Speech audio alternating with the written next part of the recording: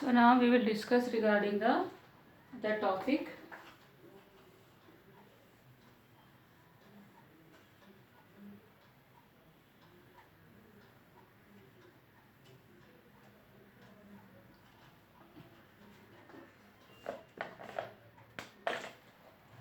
Okay, the other topic is Webb's theory of bureaucratic administration. Okay, Weber's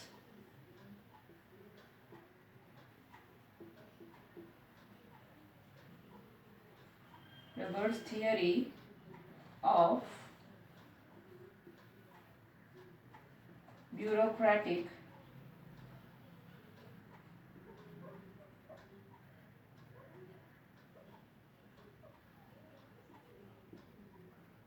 bureaucratic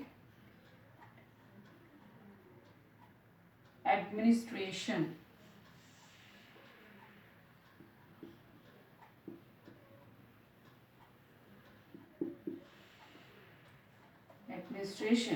Okay, in that you have some key features.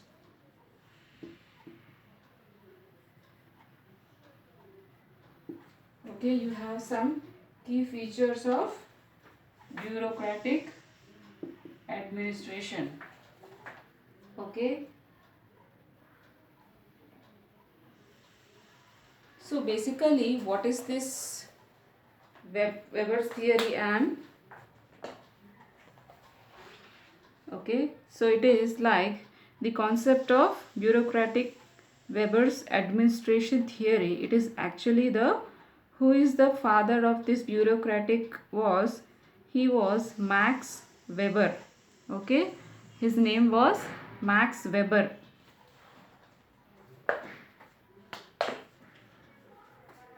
Max Weber. Okay, he was a person. Max Weber, the father of bureaucracy, was a German sociologist, okay, who studied various businesses and government organizations, and he identified three basic forms of business administration, such as what they are: leader oriented, tradition oriented, and bureaucratic administration. Okay, so in this leader oriented administration does not involve what? The delegation of management functions, whereas in traditional oriented administration and managerial positions are passed on from one generation to another generation. So the most important and ideal form of administration in bureaucratic administration is wherein the delegation of management and responsibilities in permissible only to those persons who are capable and have the ability to hold the position. So basically he Webster, okay, he was a German sociologist. He was a German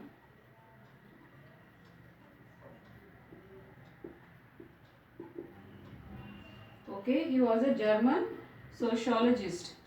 Okay, what he said, he studied three what he studied three forms, three basic forms of bureaucratic administration. He studied three basic forms of bureaucratic administration. Who? This Max Weber person. He was a German sociologist. So he said that what are those three basic forms he studied regarding these basic forms? They are: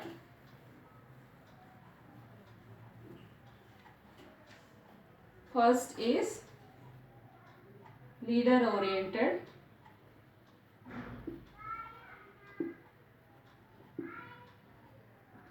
second is tradition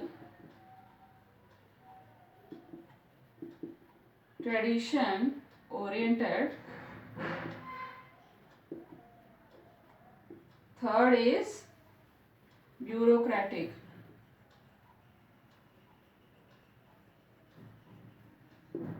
Okay, bureaucratic. So the person Max Weber, he studied these three basic what? He studied these three basic forms of business administration.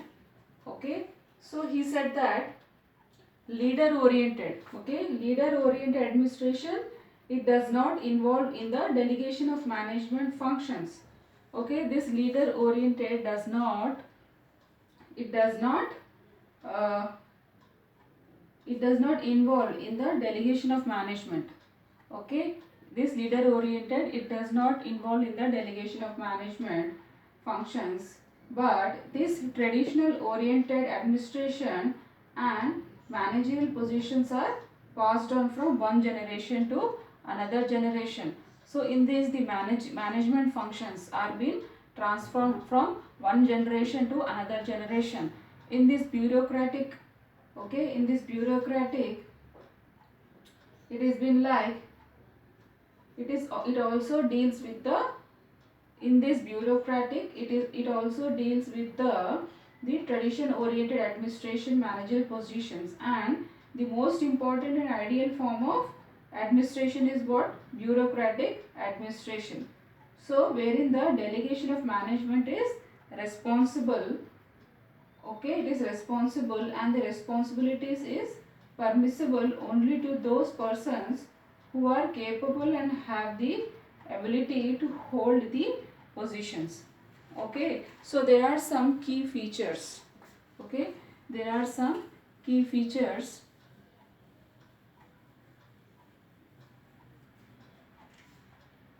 There are some key features for this bureaucratic administration.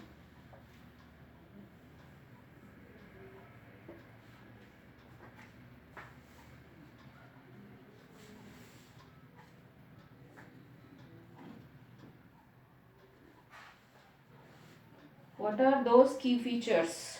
We will discuss now what are those key features. So they are key features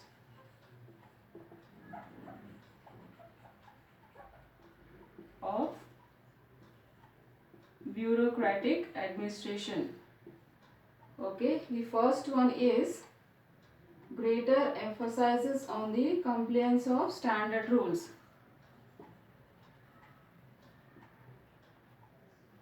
Greater emphasizes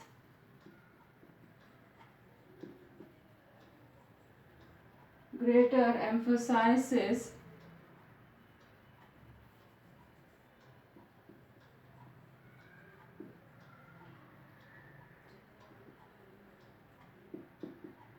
greater emphasizes on the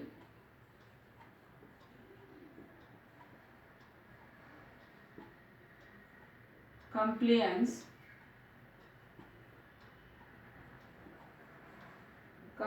of standard rules.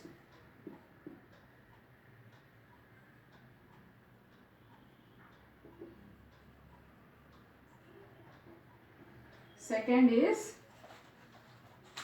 systematic division of work.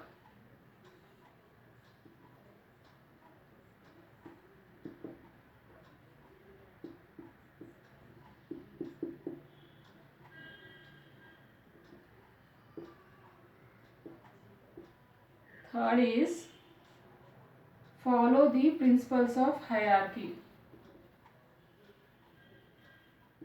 Follow the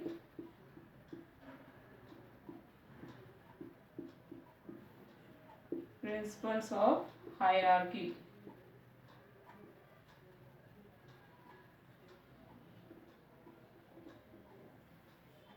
Fourth is knowledge and training in the application of rules.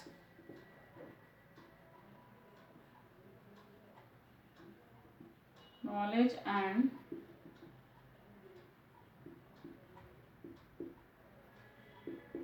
training in the application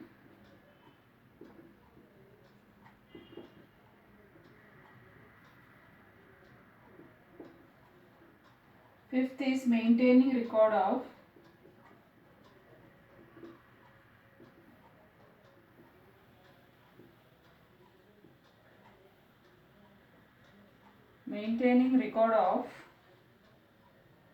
administrative acts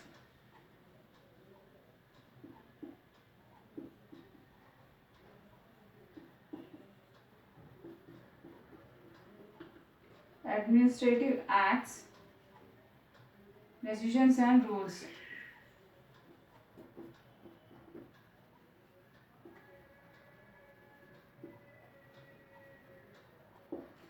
Okay, so we have some other features also. We will discuss about that also. So actually, what are those key features? There are 6 key features. I have written 5. Okay, so the first one is what? Greater emphasizes on the compliance of standard rules. So actually this Weber suggested, okay, so he, in this first point, what does it mean? That the person Weber, he suggested that the authority is an organization must be managed by the some following standard rules. So okay, so the institutional goals, it must be given prior importance over the personality goals, okay, which enables the manager to equally treat all the subordinates.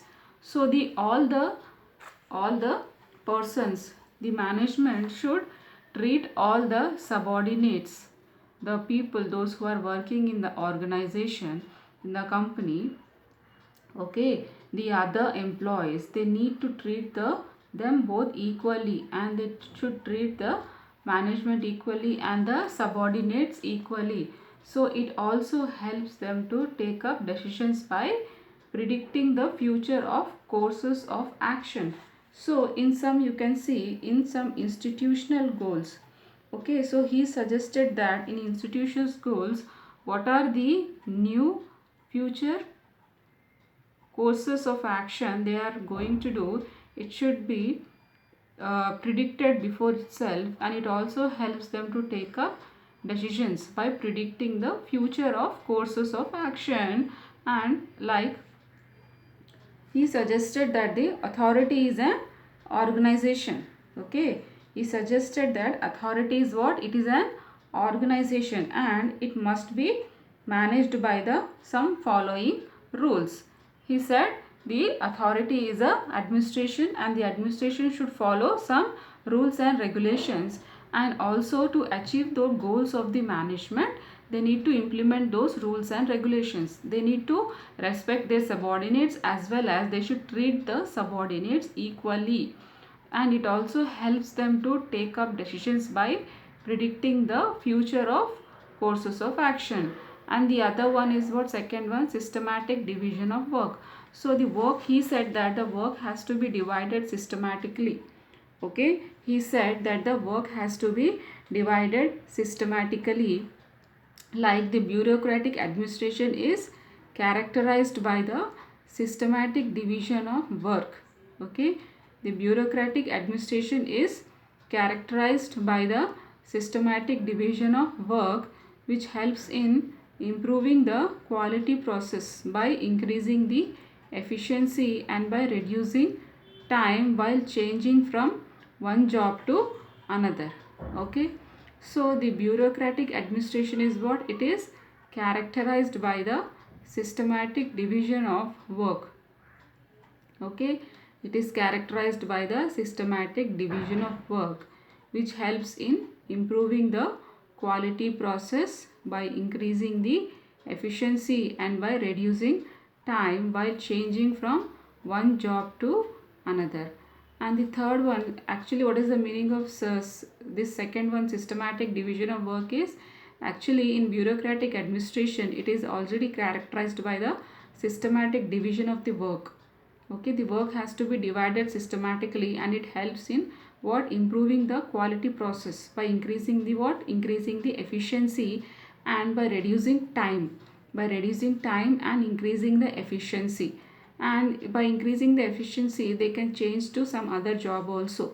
And the third one is follow the principles of hierarchy. So Webster, he said that in this there are some key features. He said that in this administration, principle of hierarchy is followed, wherein each office at a lower level is supervised and controlled by the higher authorities. So actually the third point is it follows the principles of hierarchy. Okay, it follows the principles of hierarchy. It means one by one, one after the other. So in this administration principle of hierarchy, it is followed that each office is lower level is what it is being supervised and it is controlled by the higher authorities. Okay, and the fourth one is knowledge and training in the application of rules. So it is very much required to provide knowledge and training to the individuals, okay, relating to the application of rules. Okay, so it is very much important for the organizations to provide the proper training and training to the employees, training to the individuals to apply the different kinds of applications and rules in the organization of rules, and it forms the basis for providing the legitimacy to its authority. So how to deal with management, then all the training needs to be given and all the application rules, and it has to be given and it has to be provided. And the fifth one is maintaining record of administrative acts and decisions and rules. Okay, so fifth one is what? Maintaining record of administration acts and decisions and rules. Okay, so what is this fifth one? Maintaining record of administrative acts and decisions and rules.